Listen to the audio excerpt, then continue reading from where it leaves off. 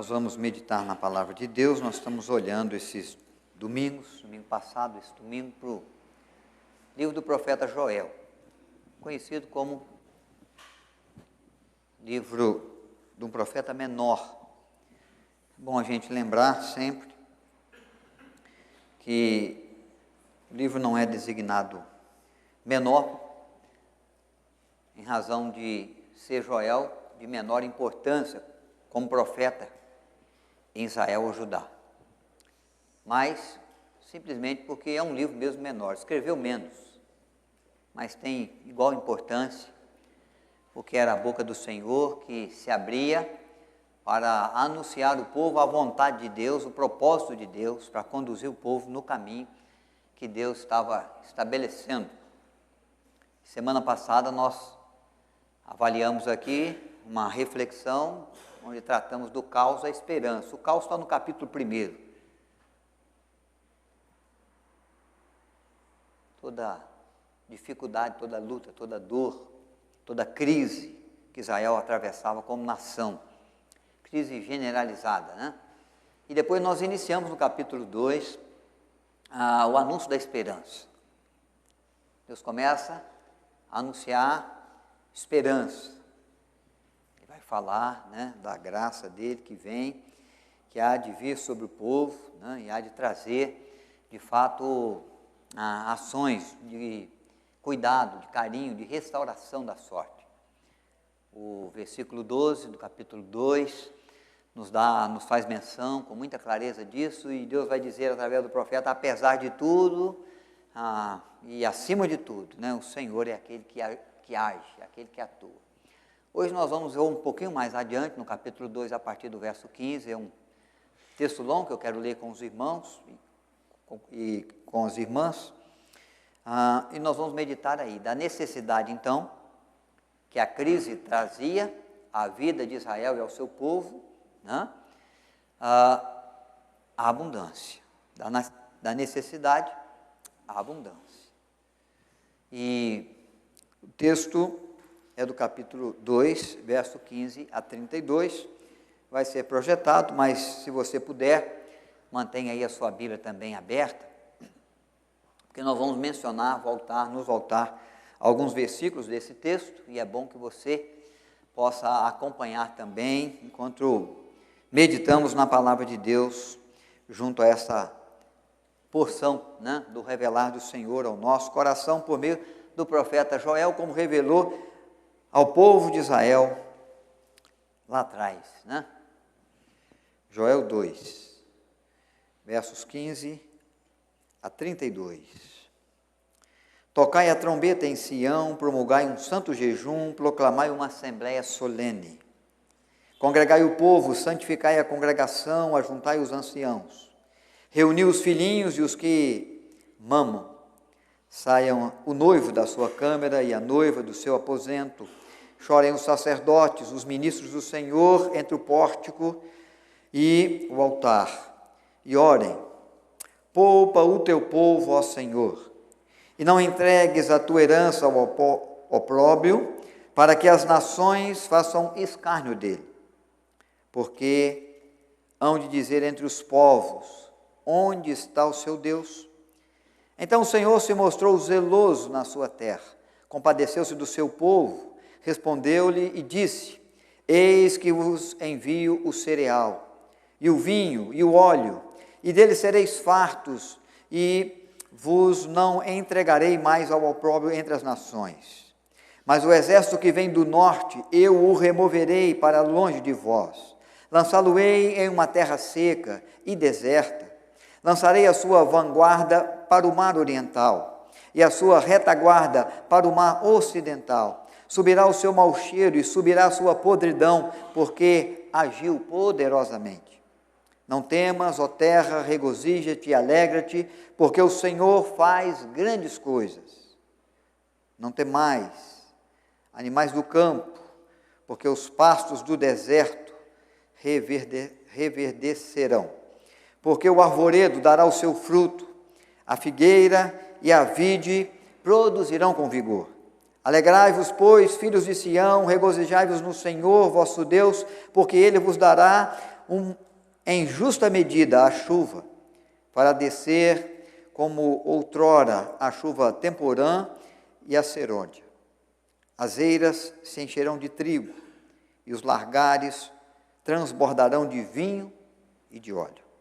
Restituir-vos-ei os anos que foram consumidos pelo gafanhoto migrador, pelo destruidor, pelo cortador, pelo meu grande exército que enviei contra vós, outros. Comereis abundantemente, vos fartareis e louvareis o nome do Senhor vosso Deus, que se ouve maravilhosamente convosco, e o meu povo jamais será envergonhado. Sabereis que eu estou no meio de Israel, e que eu sou o Senhor vosso Deus, e não há outro, e o meu povo jamais será envergonhado. Acontecerá depois, que derramarei do meu espírito sobre toda a carne. Vossos filhos e filhas profetizarão, vossos velhos sonharão, vossos jovens terão visões. Até sobre os servos e sobre as servas derramarei o meu espírito naqueles dias.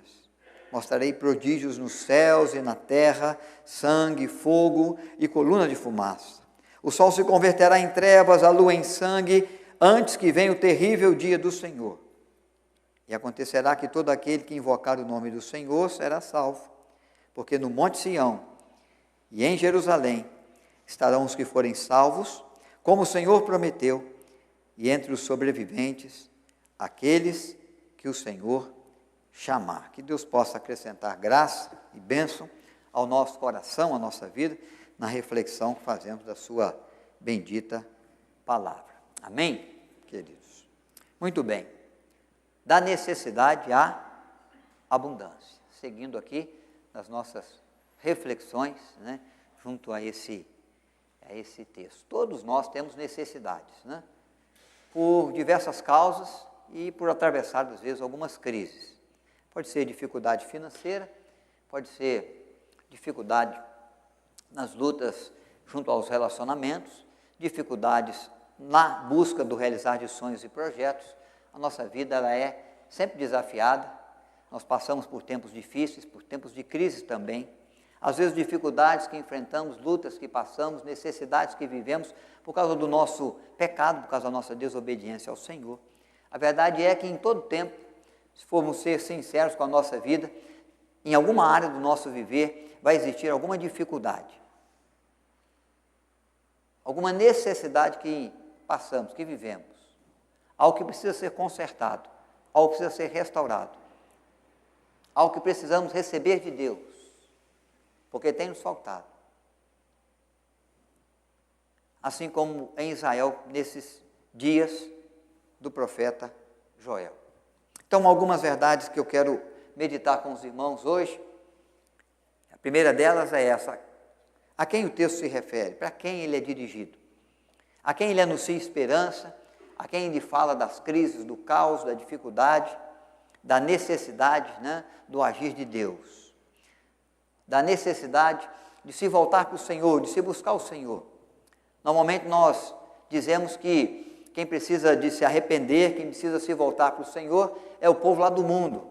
É aquele que ainda não tem a sua fé em Jesus, é aquele que ainda não tem em Deus o Deus da sua alma, do seu coração, da sua história, do seu viver. Normalmente é a igreja que proclama, que chama a pessoa, né, ao arrependimento, a buscar o Senhor.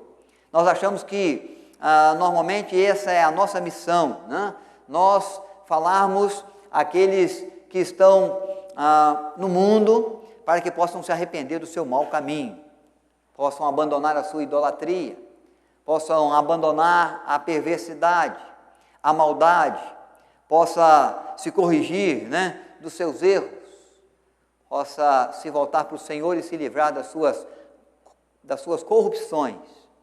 Mas esse texto não, nesse texto a boca de Deus se abre para o povo de Israel. Aonde que a trombeta é tocada? Conforme o versículo 15 que nós lemos. Aonde que a voz de Deus vai soar? Aonde que o profeta anuncia, né, que há de vir de Deus a ação para suprir a necessidade de Israel. O verso 15 vai me lembrar essa verdade que já foi lembrada no verso 1 do capítulo 2. O texto que nós lemos começa: tocai a trombeta em Sião. Sião é o monte de Deus, é o monte onde Deus se manifesta. O monte de Sião é o monte onde foi colocado a Arca da Aliança, que simboliza a presença maior, mais extraordinária, mais abençoadora de Deus junto a Israel. Sião é o monte onde foi construído o templo para adoração, para o culto. Sião é o lugar onde se reúne o povo de Deus, onde aqueles que são chamados pelo nome de Deus se colocam para adorar. Essa mensagem, essa trombeta, ela não é tocada para aquele que está fora do arraial de Deus, é para aquele que está dentro do campo da fé, do campo da confiança no Senhor, do campo do conhecimento de Deus, para o coração a quem o Senhor se revelou com o seu propósito, com o seu poder, com o seu amor, com sua grandeza, com os seus mandamentos, com os seus juízos, com os seus estatutos. É para o povo de Deus, é para o povo de Israel e é para a igreja, é para mim e é para você. É aí que a trombeta toca, é aí que a mensagem de Deus vem, é a nós que ela é dirigida, é para a igreja que é chamada para buscar o Senhor, para se arrepender dos seus maus caminhos, para se voltar para o Senhor, para encontrar no Senhor, de fato, a misericórdia, o perdão.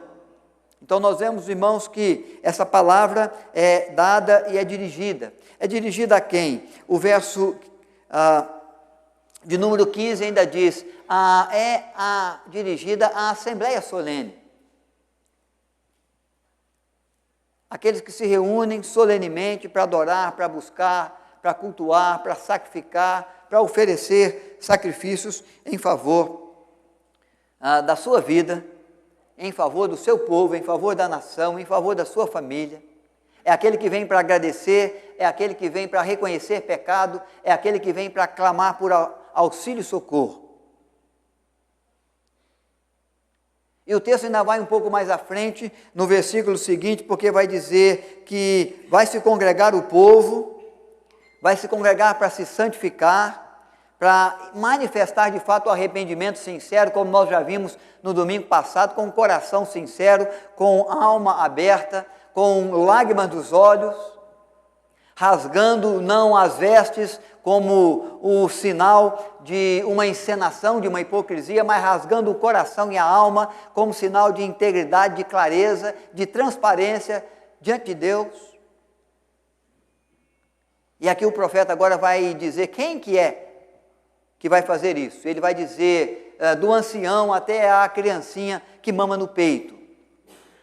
Na faixa etária, irmãos, ele está dizendo todas as pessoas, desde o ancião mais idoso, mais experiente, que mais tempo tem vivido e tem presenciado o agir de Deus, até aquela criança que acabou de nascer e que está sendo amamentada ainda no peito e que pode também prestar ao Senhor perfeito louvor conforme o revelado da Escritura.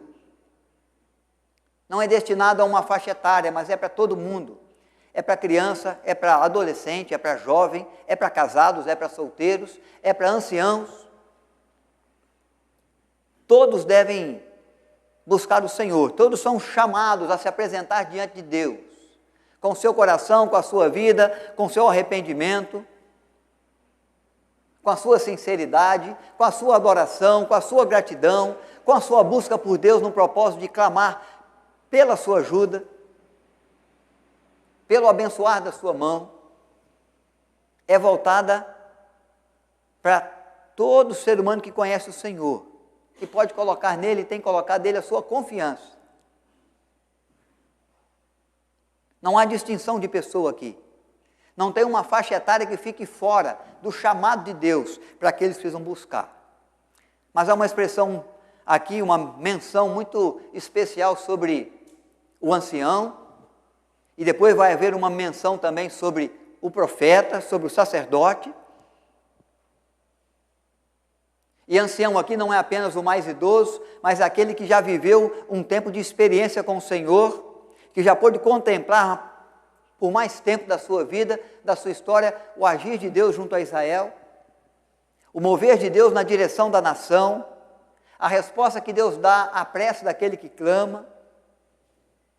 Já contemplou em outro tempo a disciplina do Senhor, a exortação do Senhor em razão do pecado, da iniquidade, da falha, da desobediência. E o que Israel está vivendo nos dias de Joel é a ação de disciplina de Deus por causa da sua desobediência ao Senhor, por voltar as costas para Deus, por se esquecer dos seus estatutos, por não colocar o pé nos seus caminhos. Mas o chamado do profeta para que o povo busque o Senhor é o chamado que vem e se destaca na pessoa do ancião e na pessoa do sacerdote. Porque ancião não é só experimentado nos dias, é alguém experimentado na fé. É aquele que pode dar o exemplo, é aquele que junto à nação de Israel precisa dar o exemplo. Ele está se referindo àqueles que lideram as suas famílias. São os esteios. São para quem os filhos olham, os netos olham, os bisnetos olham. A esposa olha, os servos da sua casa olham, os líderes, que têm a responsabilidade maior de dar o exemplo.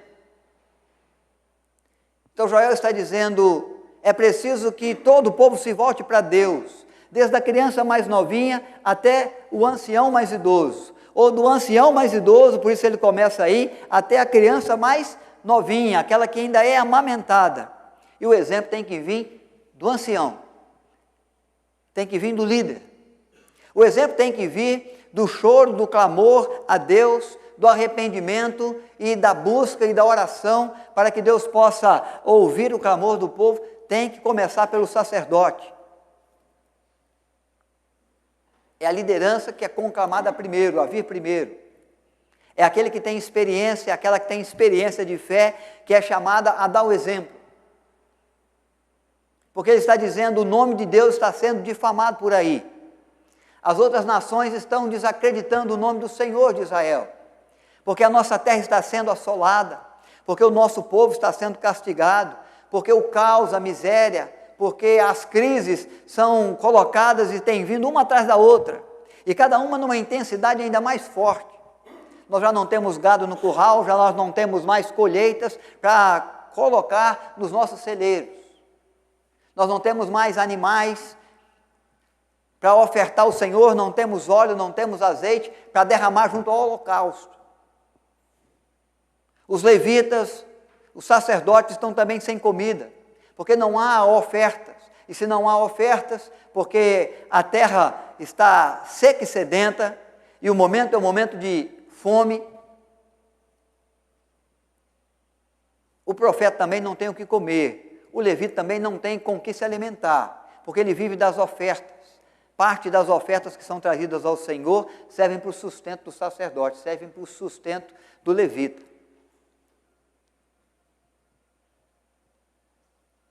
Então a situação é difícil, a situação é dura, e todos são chamados para buscar o Senhor, mas principalmente a liderança. Porque assim como o povo de Israel representava o Senhor, e o caos em Israel levava ao descrédito, ao desmerecimento, o nome de Deus, o Deus de Israel, a igreja representa o nome de Deus no mundo hoje. E é triste observar que a igreja tem sido conhecida e reconhecida nas mídias sociais, nos noticiários, não como um povo de fé, mas como um povo de escândalos. Se estoura nas notícias os escândalos da igreja. O escândalo da sua corrupção, o escândalo da sua podridão, o escândalo da perversão, o escândalo da sua cobiça, do seu desejo não de cuidar da ovelha, mas de explorar a ovelha, de tomar-lhe a lã e, se for possível, tomar-lhe também a carne. Mas nós temos que entender, irmãos, de que quando o evangelho é enxovalhado desse jeito, nós somos os responsáveis para manter a credibilidade dessa fé. Nós somos responsáveis para manter na confiança o nome de Deus. Porque o povo começa a perguntar, o teu Deus onde está? E ele quer encontrar esse Deus na minha vida e na sua. E nós que somos mesmo responsáveis para colocar diante do mundo o nome de Deus, naquilo que fazemos, na maneira como procedemos, na forma como reagimos, na forma como mantemos a nossa confiança e clamamos pelo socorro de Deus e sabemos que fomos chamados para buscar o Senhor. Então a pergunta que a gente tem que fazer é, aqueles que observam a nossa vida, nós somos experimentados na fé. Porque já vivemos na igreja há um bom tempo. Já temos um tempo longo de experiência e de caminhada com o Senhor. Alguns já foram oficiais, outros são oficiais da igreja, alguns já lideraram, outros ainda continuam liderando, especialmente aqueles que lideram. Como o nome do Senhor tem sido conhecido, reconhecido, quando a minha vida é observada? Qual é o conhecimento de Deus que eu tenho levado às pessoas? Será que é o conhecimento daquele Deus que é santo, santíssimo, diante do qual o ser humano deve temer e tremer? Ou será que é aquele Deus liberal que aceita tudo e a todos, de qualquer forma, não se importando nem mesmo com o seu pecado? A Bíblia diz para mim que Deus ama o pecador, mas abomina o pecado. De que Ele é aquele que quer alcançar o pecador aonde ele está, mas Ele não quer deixar o pecador tendo a mesma prática, a mesma vivência, porque Ele sabe dos danos, do caos que o pecado traz à sua vida. E como o pecado daquele que é cristão e que leva o nome de Deus na vida, pode envergonhar o nome de Deus. Então a nação está envergonhada, e Deus quer levantar a nação da sua vergonha entre as nações da terra, porque assim Ele faz e Ele levanta o seu próprio nome, a sua grandeza, o seu poder, junto aos povos, junto às nações estrangeiras. Porque o povo vai olhar para Israel e vai saber que há um Deus em Israel, há um Deus santo, há um Deus poderoso, há um Deus que governa, há um Deus que rege as nações, há um Deus que intervém, há um Deus que ouve a prece, há um Deus que perdoa o pecado, que purifica a alma do coração contrito e arrependido. Então Joel vai conclamar o povo para orar, para buscar o Senhor, para se voltar a Deus, e vai dizer, a começar pela liderança, pelo ancião, por aquele que tem experiência de fé. Que eles sejam exemplos aos outros que vêm depois, até a criancinha de peito.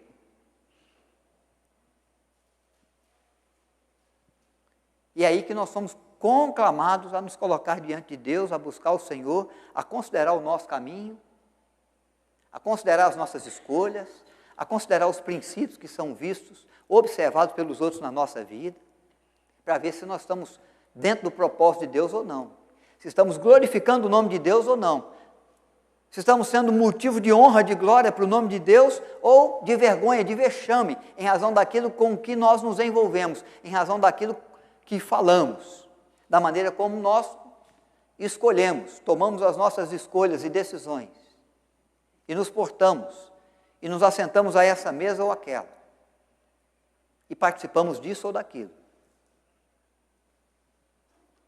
Então Joel está chamando o povo. Nós vamos eleger oficiais da igreja. E um dos princípios que a gente observa é o quê? O quanto esse irmão tem sido exemplo aos demais da fé, porque a liderança da igreja tem que ser exemplo aos demais da fé, no seu procedimento, na sua confiança em Deus, na sua assiduidade junto aos trabalhos, na sua disposição de servir com alegria. E assim vai, diversos itens que vão sendo observados, porque nós sabemos que precisa vir da liderança o exemplo. O quanto são fiéis a Deus, o quanto são dedicados ao reino, o quanto de fato entenderam a mensagem de Cristo, a proposta de Cristo, de negar a si mesmo, assumir a sua cruz e segui-lo, enfrentar as lutas, os embates, do combater do bom combate da fé. E cada membro da igreja vai vendo isso na sua liderança, ele vai sendo despertado para ter um viver que glorifique a Deus também, que eleve o nome de Deus junto à sociedade, que testemunhe de maneira positiva de uma fé em Cristo que nós falamos que temos, mas que o mundo só vai acreditar se observar essa fé na nossa vida. Então a Israel estava faltando essas coisas, e aí o povo é conclamado para buscar o Senhor. Quem?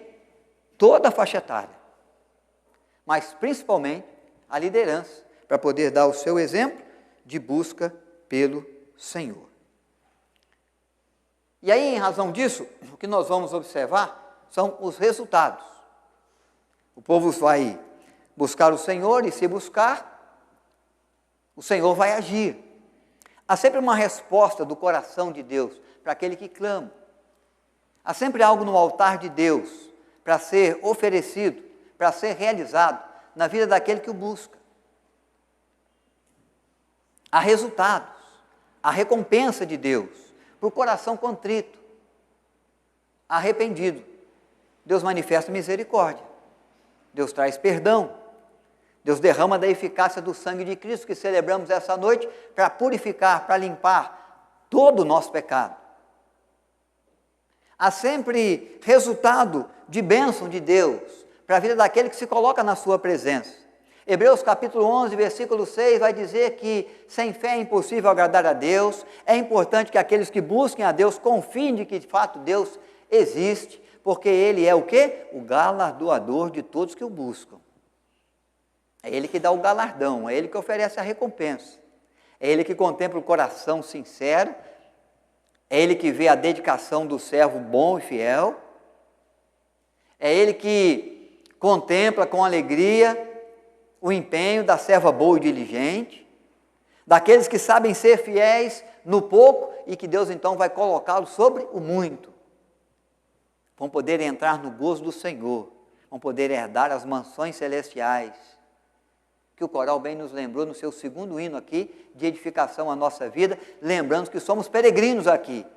Nosso reino é os céus, é estar com o Senhor, é viver com o Senhor, é herdar a vida eterna que Ele nos dá. Mas enquanto estamos aqui, servimos com alegria, sustentamos a fé com o nosso viver, com as nossas ações, com as nossas decisões, com as nossas escolhas, com as nossas palavras, com as intenções do nosso coração, com os princípios, com os valores que sustentamos na nossa vida, no nosso proceder. Buscar a Deus sempre haverá de alcançar resultado. E o salmista nos lembrava, o meu socorro vem do Senhor. Quando eu busco, o socorro vem. Quando eu clamo, há uma resposta. Quando eu peço, espero em Deus, confio em Deus, Ele não me decepciona. Deus está dizendo a Israel que Ele não vai decepcionar o coração que busca, da criancinha de peito até o ancião mais idoso, de que Ele pode trazer um resultado. E aí eu quero que você acompanhe e observe o resultado disso junto ao texto bíblico que nós vamos proclamar aqui, anunciar aqui, tá bom? Nós vamos caminhar um pouco mais e vamos descobrir essas verdades dos resultados que o Senhor promete a Israel e a nós, quando resolvemos buscar com fidelidade a sua presença. Deus devolve os recursos. Verso 19, observe aí novamente, eu vou lê-lo. Verso 19, e respondendo, lhe disse, eis que vos envio o cereal e o vinho e o óleo, e dele sereis fartos, e vos não entregarei mais ao opróbrio entre as nações. Esse versículo 19 vai em contraste com, no capítulo 1, o versículo 10 a 12, onde o pessoal vai olhar e vai ver que não há vinho mais, e nem há azeite, porque as árvores não estão produzindo, porque os frutos não têm existido. E o texto está dizendo, para aquele que clama, para aquele que busca, eu, o Senhor, vou devolver os recursos. O vinho que faltou vai voltar para suas talhas. O azeite vai voltar para os seus sacrifícios, para a iluminação da casa, da cidade, da vila, para ser usado como elemento de cura Havia muitas finalidades no uso do azeite, e o azeite era um elemento primordial junto à vida, junto à nação de Israel, porque tinha muita utilidade. E Deus está dizendo, vocês vão ter, e vão ter não apenas na medida que precisa, vão ter com fartura, vão ter de sobra. Eu vou devolver os vossos recursos. E ele segue dizendo, no verso 20, e eu vou proteger o meu povo dos meus inimigos. E se você, meu irmão, minha irmã, observar o verso 6 do capítulo 1, você vai ver que Deus está dizendo, um povo forte, um povo numeroso, vai marchar contra vós e há de subjugá-los. Há de criar muitos órfãos e muitas viúvas. Um povo perverso, um povo maldoso. Se você for para os primeiros versículos do capítulo 2, você vai descobrir que povo é esse. São os assírios que vão vir, são os babilônicos que vão avançar, e vão avançar com muita crueldade sobre a nação de Israel, por ação de disciplina de Deus, em razão do pecado, da iniquidade do povo. Mas Deus está dizendo que se o povo se voltar para Ele, se o povo clamar ao Senhor, se o povo molhar os seus olhos de arrependimento, se o povo trouxer os seus pés para o caminho da obediência aos seus mandamentos, aos seus estatutos, aos seus juízos, Deus não só vai devolver os recursos, mas Ele vai mandar para bem longe, para um lugar seco, para um lugar sedento, para extremidades da terra, os inimigos de Israel. E é certo que nós também nos degladiamos aí com os nossos inimigos, né? Com pessoas que se levantam contra nós, contra a nossa fé, contra o propósito de Deus, contra a missão da igreja. Quando falei sobre o dia da volta de Cristo aqui no domingo pela manhã, domingo passado, de manhã, naquela aula conjunta de encerramento do semestre, eu mencionei a força de autoridades governamentais ou de pessoas que exercem certa autoridade e que usam do seu poder para de alguma forma tentar fazer calar a igreja. Isso pode ser numa nação inteira, isso pode ser numa repartição pública, numa área, numa seção da sua empresa. Pode ser um vizinho seu do condomínio ou da rua. Se ele sentir um pouco mais de autoridade, ele pode tentar açoitar a igreja e fazer a igreja calar, usando do seu poder, da sua autoridade, criando obstáculos, criando dificuldades, se preciso, desacreditando o nome do cristão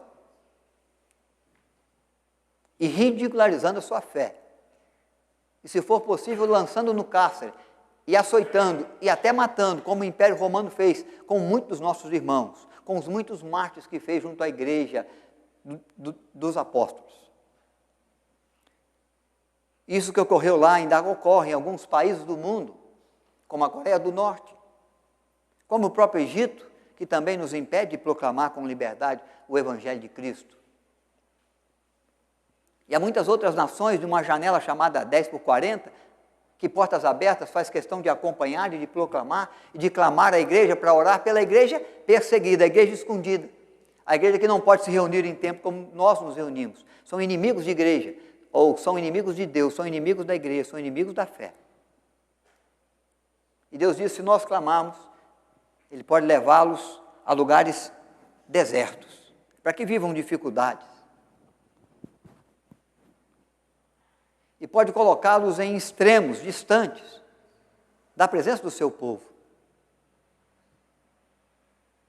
E como inimigos de Deus, nós lembramos também do falso profeta, que vem como um de nós, que se apresenta como ovelha, mas que traz na boca a voz do próprio dragão, do próprio diabo, da própria serpente no deserto. A intenção dela é seduzir o coração de alguns. Os falsos profetas que Cristo falou, acautelai-vos dos falsos profetas, porque ele vem seduzir o coração de muitos para fora do caminho, para longe do propósito, do querer de Deus. São inimigos da fé, embora se assemelhem muito com a fé, embora vivam e convivam no meio do arraial de Deus. Os judeus tinham inimigos que se lançavam contra a nação, para tirar terra, para levar servos e servas cativos. Mas nós vivemos também os inimigos que se levantam contra nós. Alguns são velados, outros se colocam já e se revelam. Mas Deus promete o quê? Proteção ao seu povo. Ele dará a ordem aos seus anjos para guardá-los em todos os seus caminhos, e o anjo do Senhor há de se acampar ao redor daqueles que o temem e os livra. A outra resultado para o povo que clama, Deus transforma o deserto em manancial. Lembram da seca? Que tirou a probabilidade de colheita.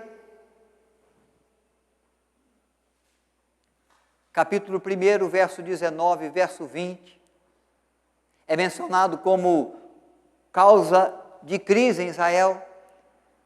Não havia colheita, não havia produtividade, o solo está seco, o deserto avança. Agora Deus promete no verso de número 23, eu quero ler com você. Alegrai-vos, pois, filhos de Sião, regozijai-vos no Senhor vosso Deus, porque Ele vos dará em justa medida a chuva. Fará descer como outrora a chuva temporã e a serôdia. Então aquela seca que produzia fome, aquele deserto vai ser transformado num manancial. Deus vai devolver as chuvas. Deus vai tornar a terra produtiva. E quando o homem lançar a semente, agora ele não vai perder a semente como ele estava perdendo. Porque no capítulo 1 nós observamos que eles pegam as últimas sementes, os últimos grãos, que eles poderiam comer, e eles então lançam na terra, mas aí vem a seca, e o grão se perde. E a planta não nasce. E se a planta não nasce, o fruto não vem. E o celeiro fica totalmente vazio, e eles não têm mais grãos para jogar na terra. E a miséria aumenta, e a crise cresce. Quando você observa o verso 19, o verso 20 do capítulo 1, você encontra essa terra seca, essa chuva que secou, essa semente que foi lançada e não veio produzir, porque ela se perdeu no solo infértil. Da seca que veio sobre Israel. Mas Deus está dizendo por meio de Joel à nação e a nós que se nós nos voltamos para o Senhor, se nós buscamos o Senhor, se nós procuramos dar exemplo daquele coração contrito, daquele coração confiante, daquele coração de fé, se há em nós a obediência para seguir os caminhos que Deus nos aponta e para obedecer os mandamentos que Ele nos estabelece, se há em nós confiança para acreditar no Senhor e colocar ali, na direção que Ele dá os nossos pés, Deus transforma o nosso deserto em manancial de bênçãos. O solo fica produtivo. A semente brota, a planta cresce, os frutos surgem, os celeiros se enchem. E é bom mencionar que Deus não fala que vai fazer isso para que vocês tenham o suprir da vossa necessidade na medida que precisam, mas Ele sempre vai dizer, e vocês vão ter em abundância. É da necessidade para a abundância, como resultado da busca pelo Senhor. Restitui o Senhor as perdas, e aqui ele vai mencionar sobre as perdas do gafanhoto. 4 tipos de gafanhoto que assolaram a terra, que vieram comer dos frutos, dos grãos, que destruiu a perspectiva de colheita do agronegócio produtivo de Israel naquele tempo. E vocês se lembram que Abacuque vai dizer isso, né? Não há curral no gado no curral e não há nenhum grão nos celeiros. O fruto da oliveira mente. E a produtividade que vinha antes para ser colhida, para encher o celeiro, foi tomada pelos gafanhotos. Mas eu quero que você preste atenção no verso 25. Acompanhe aí, irmãos. Restituir-vos-ei os anos que foram consumidos pelo gafanhoto migrador, pelo destruidor, pelo cortador, o meu grande exército que enviei contra vós outros. De onde vêm os gafanhotos? De onde vem essa praga que assolou os campos, a produtividade, os frutos, os grãos de Israel?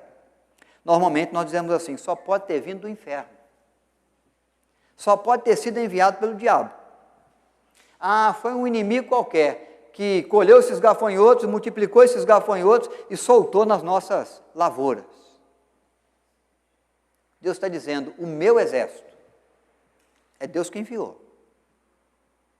Enviou com uma atitude de disciplina. Mas a disciplina que Deus envia não é disciplina para nos esmagar, para nos consumir, para nos destruir. É apenas para nos chamar a atenção, para que a gente volte ao caminho. É o alerta que Deus dá para a gente observar as nossas ações, considerar os nossos pecados, observar e ver aonde nós caímos, para nós podermos nos arrepender, voltarmos lá e retomarmos a vida com Deus como deveríamos ter tido antes. Ele não faz para nos eliminar, mas Ele faz para nos alcançar, para nos ter de volta. Porque o Pai disciplina o Filho quanto ama, e não quer vê-lo andando em lugares escorregadios, em caminhos de morte. E aí Ele às vezes usa a sua disciplina, um ato de correção de Deus, um ato de amor de Deus. O que Deus está manifestando aqui com os gafanhotos de um exército que Deus enviou, é mostrar para o povo que ele estava na direção errada, que ele estava com o princípio errado, com o valor errado, com a atitude errada, com a ação e reação errada, e que ele precisava se converter dos maus caminhos, que ele precisava dar meia volta, que ele precisava se voltar para o Senhor, buscar o Senhor, e aí Deus haveria de restaurar a sua sorte. O gafanhoto que veio não vem mais, e agora Deus vai tornar o solo produtivo, e as colheitas vão ser abundantes.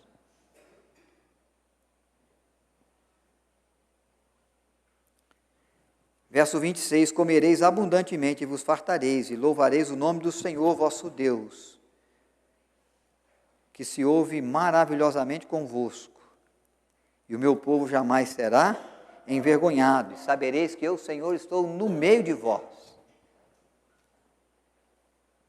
e que não há outro Deus, não há outro Senhor para Israel, somente eu, só eu, sou o Senhor seu Deus.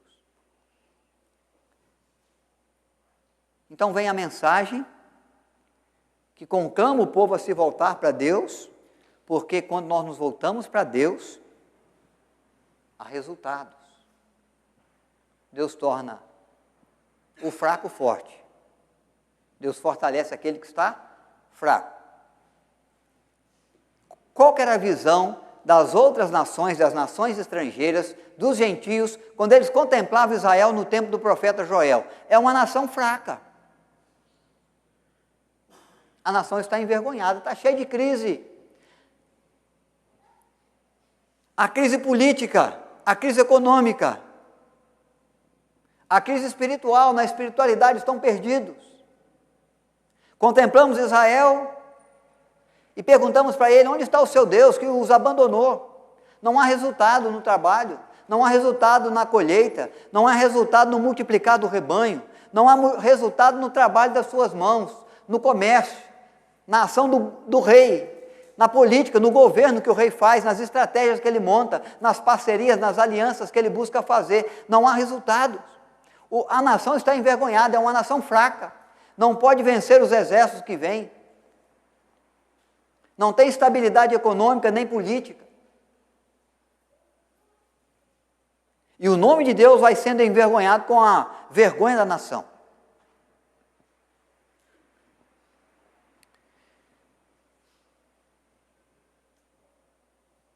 Mas quando nós olhamos para o versículo 27, nós descobrimos que essa vergonha vai ter fim.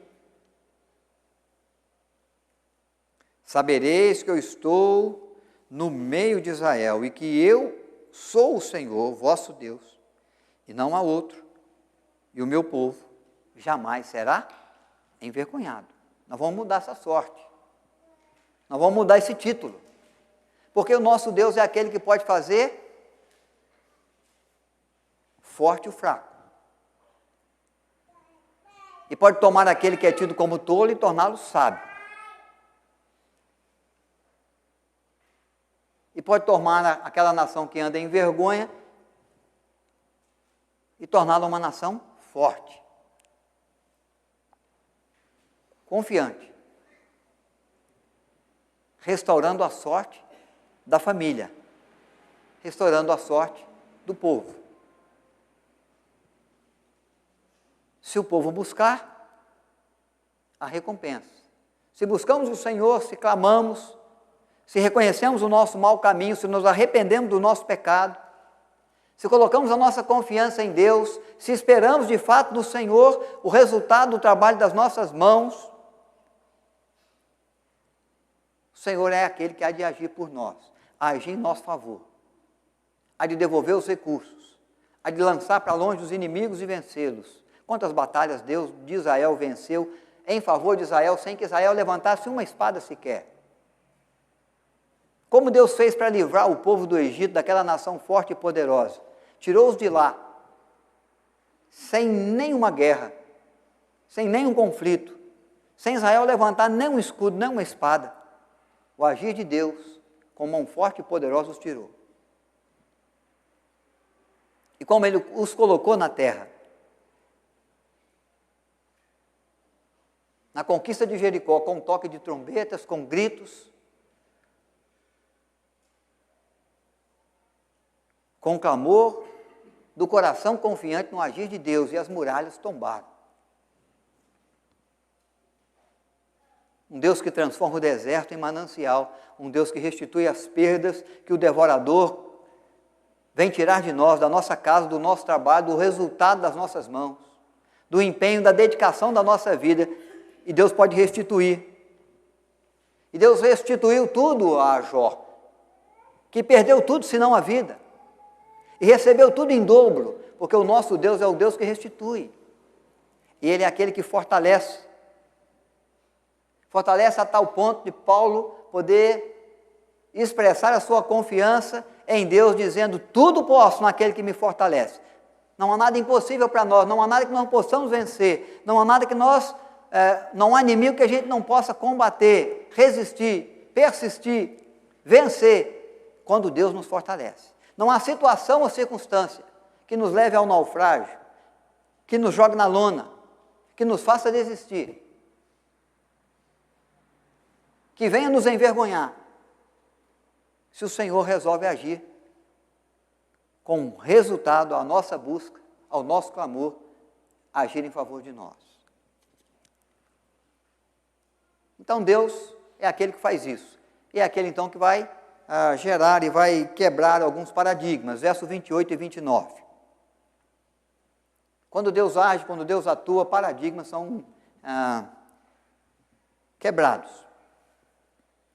Normalmente em Israel, quem fala, quem proclama, quem anuncia, quem profetiza são só homens.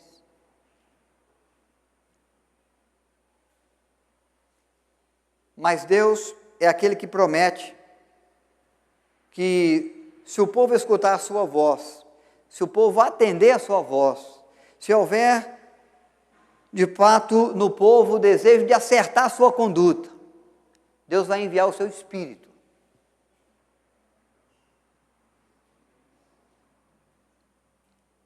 E os seus filhos e as suas filhas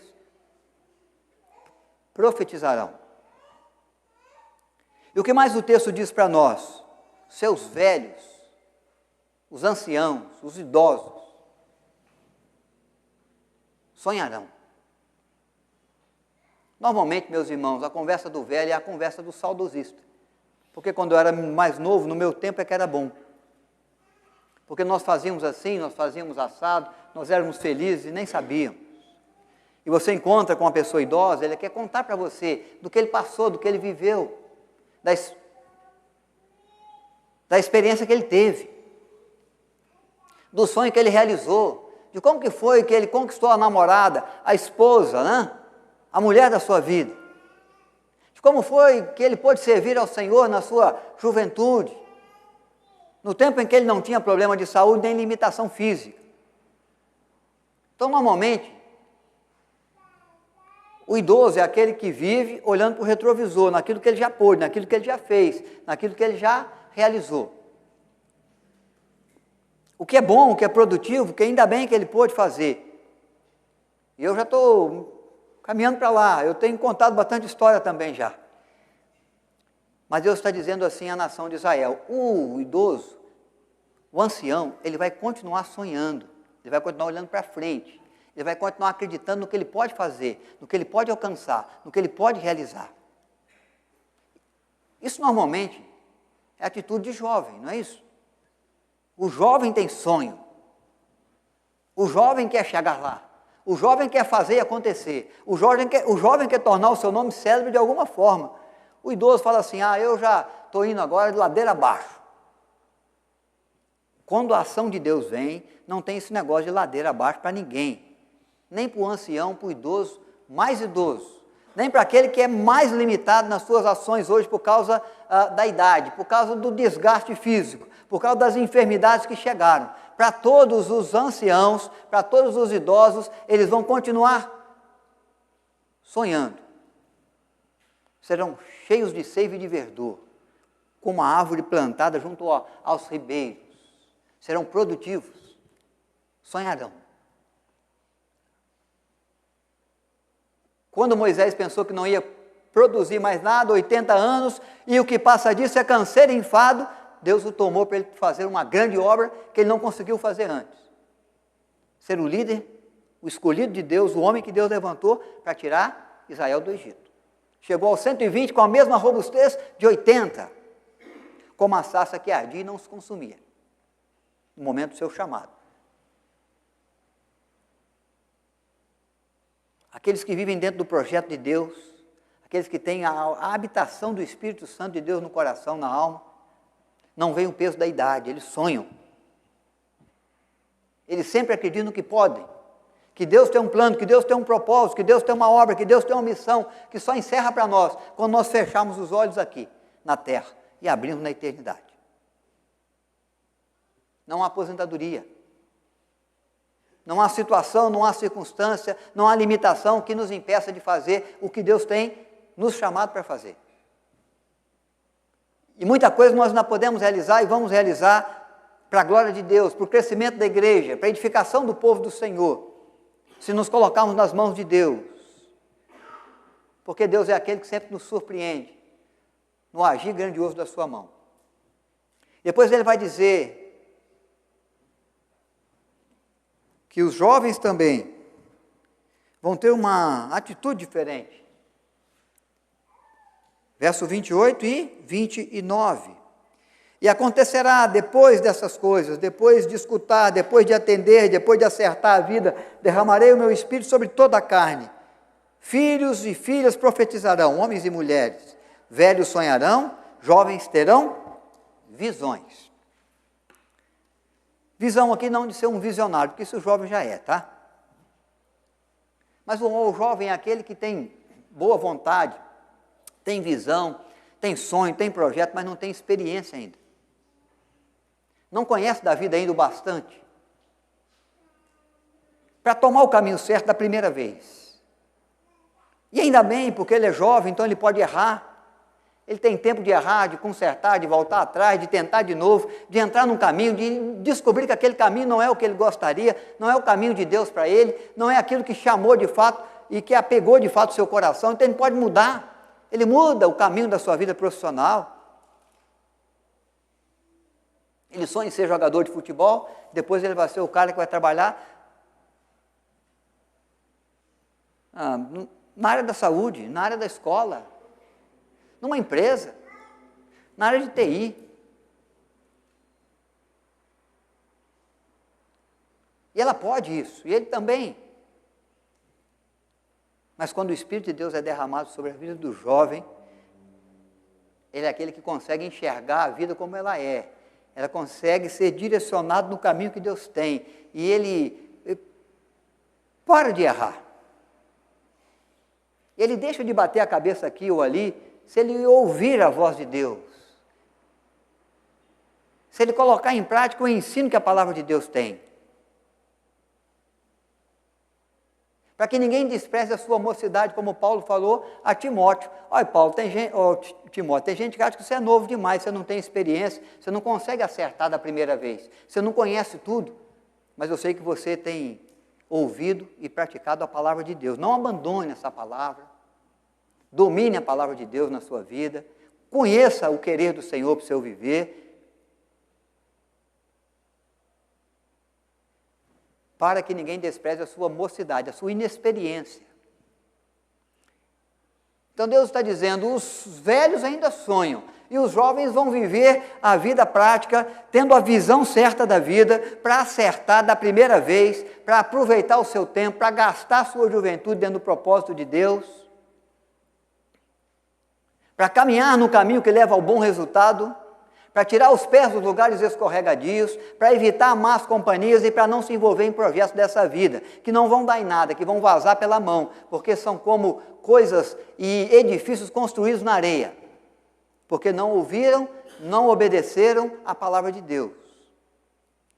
Mas quando recebem do Espírito de Deus, eles têm a visão certa. E eles acertam nos seus projetos, nas suas decisões, nas suas escolhas. E ninguém vai ser capaz de desprezar a sua juventude, a sua mocidade. O Espírito de Deus, ele não vem só para a elite, ele vem para servos e servas também. É para você, diz o texto bíblico, e é para o servo e para a serva da sua casa. Não há mais rico ou pobre, não há mais preto ou branco, não há mais judeu ou gentio. O Espírito de Deus vem, a promessa de Deus vem, e é para todos os povos, para toda a gente, para todo que crê. Porque aquele que crê já tem a vida eterna, e essa é a promessa de Deus, porque creu no Filho de Deus que foi enviado. Numa expressão de amor ao mundo, Deus enviou o seu Filho ao mundo. E todo aquele que nele crê já tem a vida eterna. É promessa de Deus para o coração que crê. E esse Espírito de Deus vem, e o derramado Espírito de Deus vem, para que todas as pessoas, patrões e empregados, é para servos e servas. É para toda a gente. Por isso que o Evangelho deve ser pregado a todos os povos e a toda criatura. Porque o nosso Deus é um Deus que cumpre promessas. A promessa está feita aí. Atos capítulo 2, o Espírito vai ser derramado à nação, à humanidade. Há uma promessa de Cristo, permanecer em Jerusalém até que sejais revestidos do poder de Deus, do Espírito de Deus. E sereis minhas testemunhas em Jerusalém, Judeia, Samaria e até os confins da terra. E os 120 irmãos e irmãs, discípulos de Cristo, se voltam para Jerusalém, lá eles entram dentro do cenáculo, e eles ficam orando e aguardando o cumprimento da promessa de Deus por 10 dias. E no dia de Pentecostes, na festa da gratidão, na festa do reconhecimento do agir de Deus, o Espírito do Senhor vem sobre eles, e desce sobre eles como línguas de fogo. E aqueles que estavam dentro de 4 paredes, reunidos no cenáculo, eles ganham as ruas de Jerusalém. E havia receio e havia medo de se anunciar o nome de Jesus, porque Jesus foi crucificado ali bem poucos dias antes. E aqueles identificados como do caminho estavam sendo perseguidos. E Saulo de Tarso já havia tomado cartas com as autoridades romanas para perseguir, para açoitar, para entrar nas casas, para tirar o filho, para tirar a filha, para levar cativo, para açoitar e até para matar. A igreja tem medo. Por isso Pedro negou Cristo 3 vezes, dizendo, não conheço tal homem, você me enganou com alguém. Está me confundindo. Eu não sou discípulo desse homem. Medo da prisão, medo dos açoites, medo da morte. Mas agora não, acabou-se o medo, o Espírito veio.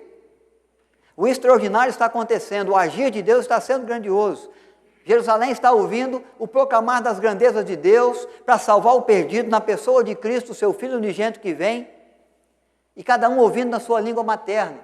Há uma relação muito grande de povos que estão em Jerusalém nesse dia, porque é dia de festa. E dia de festa, a cidade recebe muita gente. Nós estamos aqui no período de estação de inverno em Campos do Jordão, uma cidade de 50 mil, que recebe 1 milhão de pessoas. Jerusalém é mais ou menos isso aí.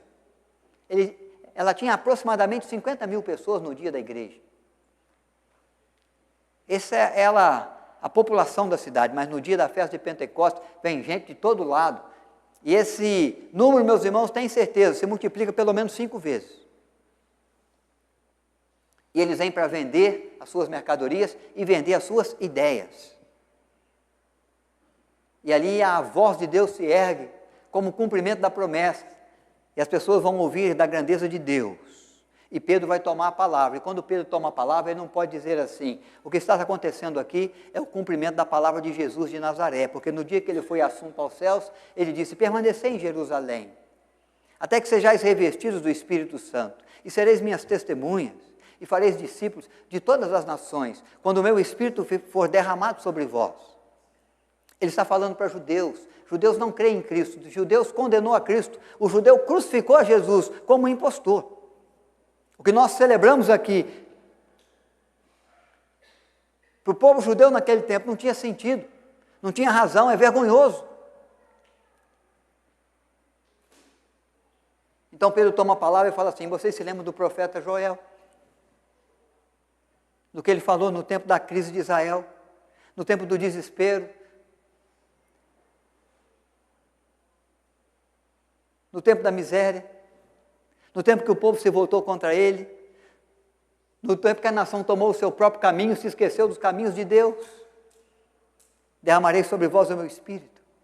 O que vocês estão vendo hoje é o cumprimento daquela promessa. E conclama o povo a crer no enviado de Deus, que é Cristo, que foi crucificado em Jerusalém, para que pudessem viver a restauração da sorte, para que pudessem ver os feitos extraordinários de Deus junto à sua vida, no cumprir das suas promessas, porque o nosso Deus é fiel para cumprir cada uma das suas promessas para nós. Então nós somos chamados, irmãos, a confiar nas promessas de Deus à nossa vida. Se tomarmos a atitude de nos voltarmos para Ele, aí nós podemos contemplar o resultado do agir de Deus em nosso favor. E ver que Deus é aquele que quebra até os paradigmas e pega aquilo que é normal e transforma num extraordinário, para que o seu povo possa continuar colocando nele a sua confiança e expressando ao Senhor a sua fidelidade num serviço prestado com alegria, para que o nome de Deus seja glorificado naquilo que fazemos, na forma como vivemos. Porque é assim que Cristo fez. Ele vai ao nosso alcance, para nos tomar do jeito que a gente está. Mas a ação dele do amor é tão grande, que ele não pode deixar que a gente permaneça assim. Ele tem que mudar a nossa sorte. Ele tem que cumprir suas promessas. Ele tem que transformar o nosso deserto num manancial. Ele quer dar ouvidos ao nosso clamor por socorro. Então ele começa a transformar o nosso viver, com um agir extraordinário, maravilhoso do seu Espírito em nós. Quando nós nos assentamos a essa mesa, nós reconhecemos o amor de Deus, mas nós temos que reconhecer a nossa fraqueza, a nossa miséria, o caos da nossa vida, e buscar o Senhor com sinceridade, com arrependimento, com coração contrito e arrependido, para que a graça de Deus se manifeste e a sequidão, o estio do nosso procedimento e a vergonha que levamos às vezes ao Evangelho seja mudada, seja transformada pelo agir de Deus, que toma o fraco e o torna forte. Que pega o morto e o coloca em condição de vida, vivo, para todo sempre. Que pega o doente, o enfermo, e o torna saudável na sua espiritualidade, pelo sangue de Cristo que nos purifica de todo pecado. mas precisamos nos voltar para o Senhor, precisamos buscar o Senhor com sinceridade, com coração contrito, com integridade na alma, rasgando não as nossas vestes, o nosso coração, na transparência daqueles que querem ver o agir de Deus e ser instrumento do agir do Senhor, para que continue a prosperar a sua vontade entre os homens.